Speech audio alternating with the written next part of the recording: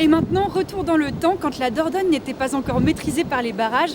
À l'époque, les bateliers remontent la Dordogne chargée de sel et la redescendent chargée de bois. Mais voilà, les gabariers disparaissent. On parle d'une malédiction au niveau de la ville de Lalande. Il paraîtrait qu'il y a un monstre qui les enlève et qui les dévore, le couleuvre. Kevin Morand et Sébastien Ortola se sont rendus sur ses traces. Il a la forme d'un dragon, phosphorescent, des ailes, enfin, on ne l'a jamais vu en entier, mais tous ceux qui en ont vu des bouts disent que c'est quand même assez terrifiant. À Lalande, la Dordogne est tourmentée. La plus belle rivière de France est loin d'être tranquille, particulièrement sur cette portion allant de Mozac à Tuilière.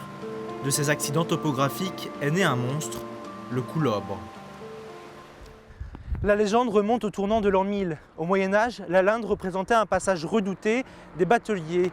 Les rapides des bandes rocheuses du saut de la Gratus font chavirer les gabarres et les coureaux. Pour les habitants du fleuve, une seule explication, le couleuvre tapis dans la falaise en face, prêt à engloutir ceux qui le défient de trop près.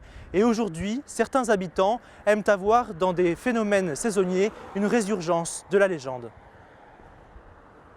Le pays, qui peut-être par attachement aussi à ses traditions, ne veut pas se départir de ce que l'on appellerait aujourd'hui son patrimoine imaginaire, va conserver cette légende.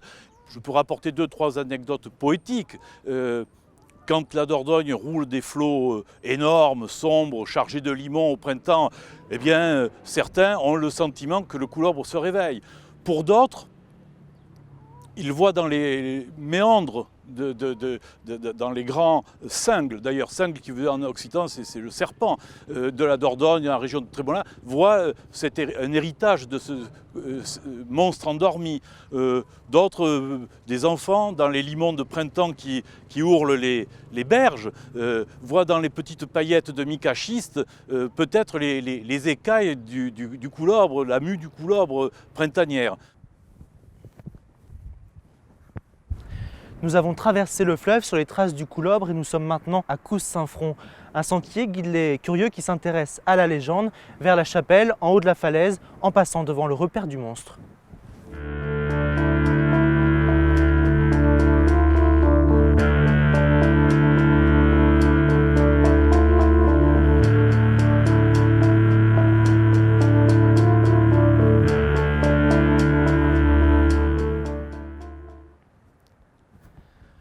Nous voici arrivés en haut de cette falaise qui surplombe Lalande et le fleuve. Cette chapelle, elle est dédiée à Saint-Front.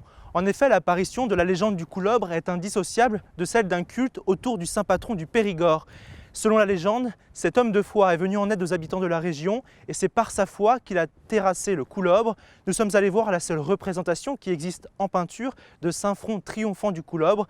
Elle repose à l'institution Sainte-Marthe Saint-Front de Bergerac.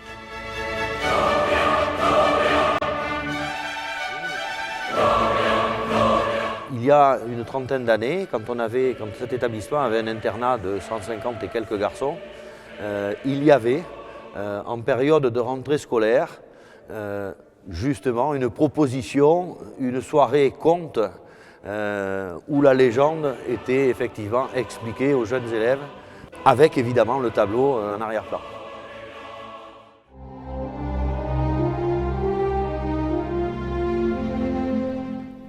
Mais au XXIe siècle, le couleuvre vit encore, du moins dans l'esprit des habitants de la région. Alors forcément, la légende tient une bonne place parmi les sources d'inspiration de ce conteur local. Le pouvoir du conte, c'est souvent d'évoquer. Et on n'est pas obligé de montrer, de faire voir. Il faut juste faire croire, quoi. Et le couleuvre se prête parfaitement à ça. Un monstre de Dordogne qui revient, qu'on croyait mort, mais qui revient. Il n'est pas forcément associé à quelque chose de négatif ou de terrifiant? Si, il est associé à quelque chose de terrifiant, mais raconter les peurs, c'est aussi une façon d'éviter qu'elles prennent chair. Et qui sait si, un jour, le couleuvre ne sortira pas des flots de la Dordogne pour revenir troubler la vie des habitants de la paisible cité de Lalande.